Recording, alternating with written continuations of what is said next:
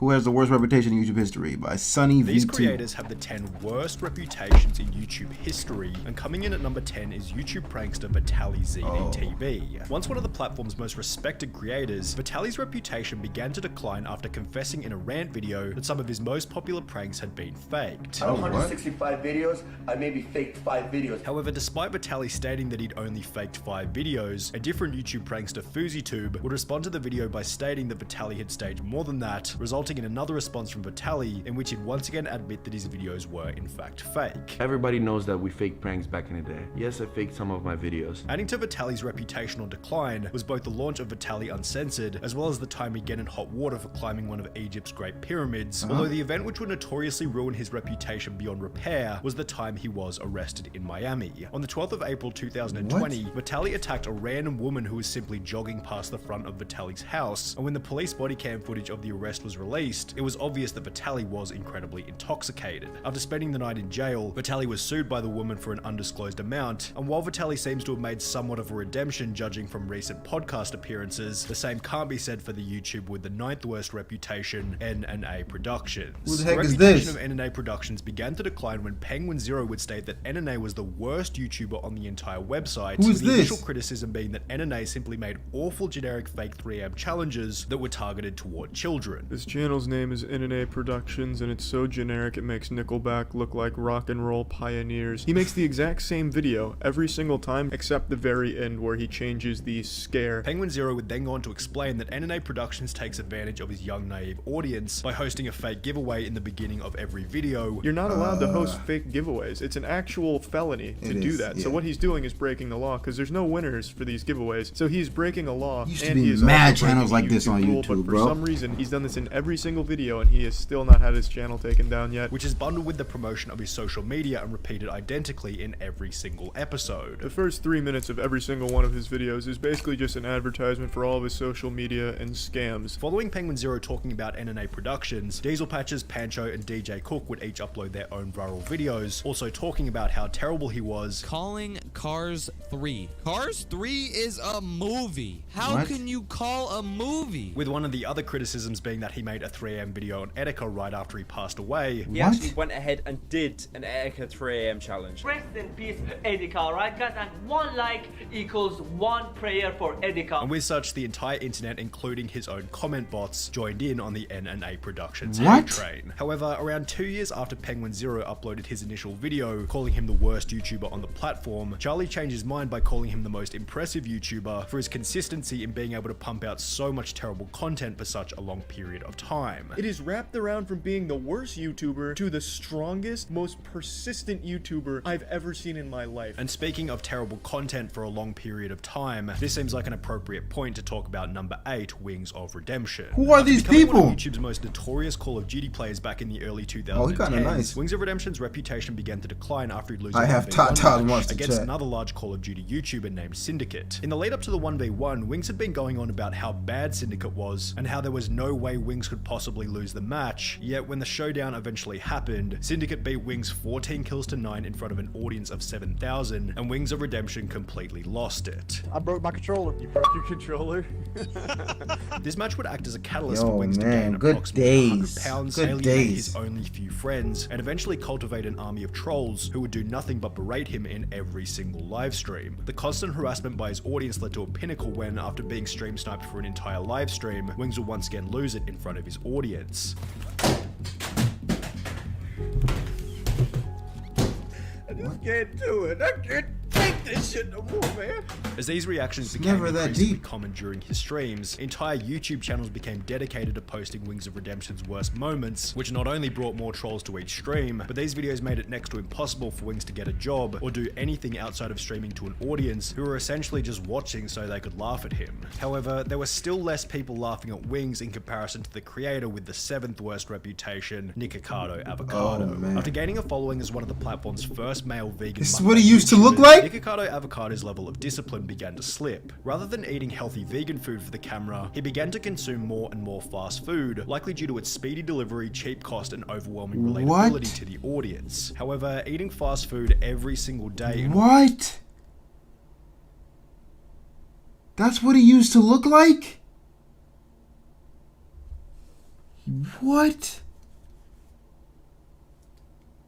Dang, bro. In order to produce a video came alongside a massive increase in body weight. As time progressed, Nikocado only got larger and larger, to the point where people weren't even watching for the mukbang, but rather to see Nikocado Avocado eat himself to death. Accompanying his weight gain was the decline of his relationship and sex life. However, the thing that put the biggest dent in his reputation was that he used all of these negative elements as a way to gain views. Celebrating our 700-pound milestone, McDonald's mukbang, my new diet as a disabled person, how much weight I've gained, fast food mukbang, with each of these videos having negative comment after negative comment about Nikocado monetizing the collapse of his life. However, while Nikocado's food-related content has generated a pretty equal mix of both fans and haters, the same can't be said for the person with the 6th worst reputation, that vegan teacher. In the beginning, the vegan teacher's content was mild, fun, and entertaining. However, after she'd blow up from a back and forth between her and Gordon Ramsay, her strategy switched to calling out any and every influencer with the goal of receiving a response. If you're not vegan, I'm coming after you. She'd call out Coco Melon for using cheese in one of their music videos. Guys, you cannot be promoting cheese to children. Cheese is like a poison, and it comes from a cycle of violence. You forgot to say vegan cheese. Mr. Beast for not using vegan lollies in his chocolate factory video. I wonder if all of those candies are vegan. I hope so, because gelatin comes from violence. And Darman for not using vegan hot dogs in his YouTube sketch. No, he didn't say vegan hot dog. That's not good. As a result of these outrageous claims against some of YouTube's most beloved creators, the vegan teacher became one of the main punching bags for the commentary community, and subsequently it became a trend for the wider YouTube audience to hate on her. The fact that people are actually supporting this lady and subscribe to this lady is tragic. This is another level of insanity. It's so hard to think that this whole channel isn't satire. The fact that she is still on social media till this day for absolutely no reason, just to harass people for not being vegan, makes me mad. The vegan teacher's poor reputation is best summarized by the brutal dislike ratios on almost every single video posted to her channel, yet in comparison to the creator with the 5th worst reputation, the vegan teacher still looks like a saint. In fact, the next person has a reputation so terrible that it's not even possible to find a single positive comment on any of their videos, no matter how Nobody's messing with her, bro. The most toxic YouTuber I've ever stumbled across. I cannot believe that this is a real thing. And it's a YouTuber going by the name of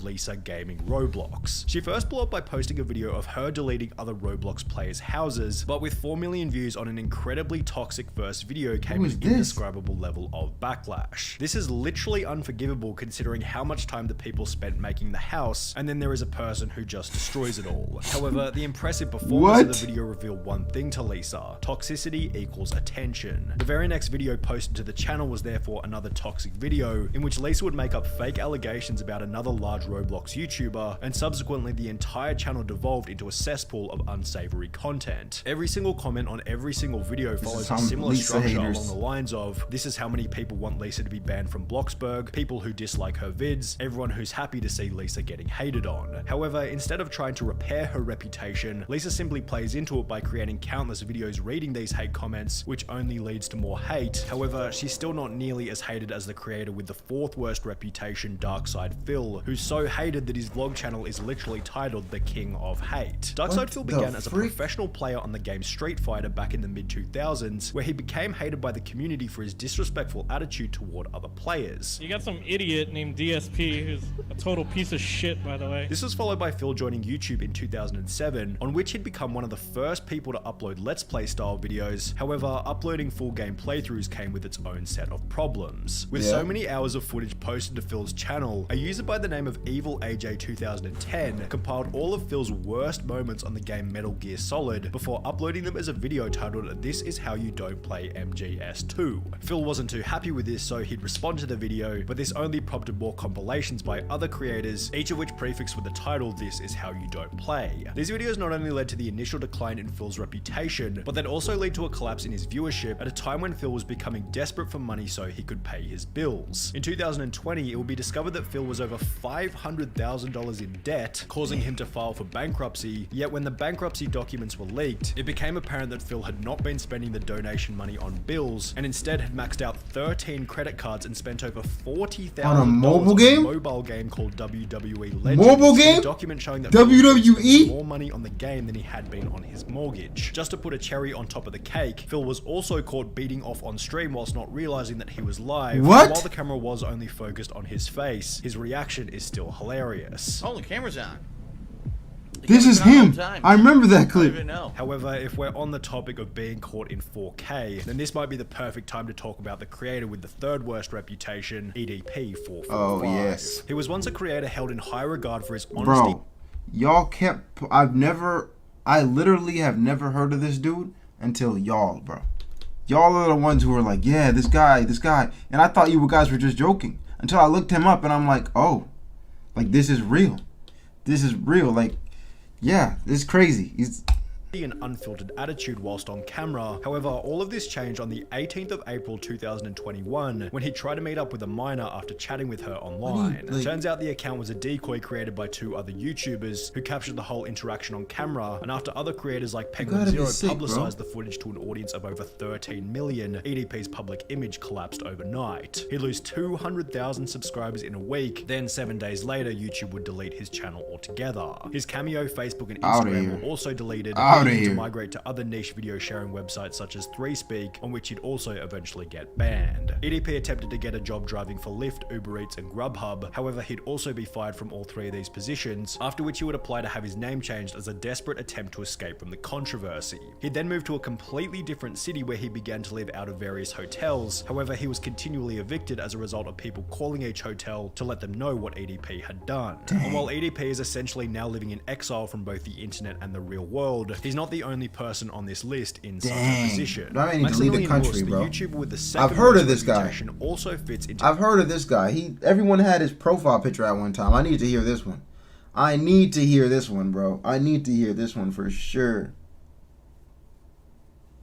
This category of exiled YouTubers. You probably remember him as the guy who made the Oh Yeah Yeah Fortnite song before getting everyone in his audience to clone his profile picture and comment Oh Yeah. But you said the thing is, people, I don't know, people who be doing the wildest stuff on vlogs, bro, they tend to have some dark things. I'm realizing, bro. Like, so these people that you be idolizing, bro, like, be careful. Yeah on other remember him as the guy who made the Oh Yeah Yeah, the only person on this list in such a position. Maximilian Mus, the YouTuber with the second worst reputation, also fits into this category of exiled YouTubers. You probably remember him as the guy who made the Oh Yeah Yeah Fortnite song before getting everyone in his audience to clone his profile picture and comment Oh Yeah Yeah on other creators' videos. Well, this wasn't the only thing that Max was getting his audience to do. Everyone, go to this live stream, type Weast Raid, Weast Gang and say homophobic stuff and spam and be racist and sexist and mean and also Max Gang. The reason why he had them saying Weast Gang is because that's a YouTuber that he didn't like, so he wanted to make it sound like all of the homophobic and racist shit was coming from that guy's community, hoping he'd get banned for it. He did this for other streamers as well. The Maximilian Mus rabbit hole is so deep that it's almost impossible to cover in 1 or 2 minutes, so you'll have to refer to these 3 videos by Penguin Zero, Turkey Tom and Internet Ajay. And while Maximilian Mus's channel was eventually terminated as a result of his actions, his low profile doesn't quite earn him the worst reputation on YouTube. That title goes to Sky Does Minecraft, who was once the second most subscribed gaming YouTuber behind PewDiePie. His empire and reputation began to decline when it announced that he and his partner Elisa had broken up, leading Sky to have a full-blown mental breakdown on Keemstar's show Drama Alert. But this is my son! This is my legacy! This is my